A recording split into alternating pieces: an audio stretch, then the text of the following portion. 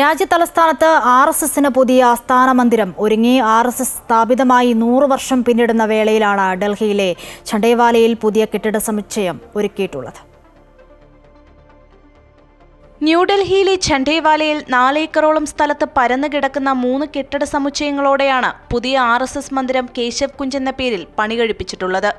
5 ലക്ഷം square feet വിസ്തീർണത്തിൽ 12 നിലകളിലാണ് മന്ദിരം സ്ഥിതി ചെയ്യുന്നത്.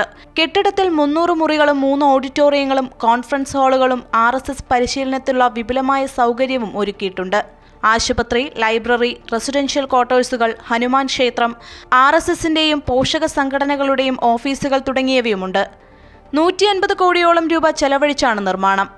RSSന്റെ സർസംഘ് ചാലക് മോഹൻ ഭാഗവത് ബുധനാഴ്ച ആസ്ഥാന മന്ദിരം സന്ദർശിക്കാനെത്തും.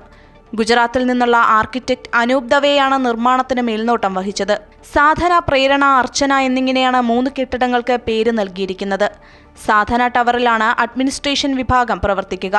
മുതിർന്ന RSS നേതാക്കൾക്കും മറ്റും താമസ സൗകര്യം ഒരുക്കിയിരിക്കുന്നത് പ്രേരണ ടവറിലാണ്.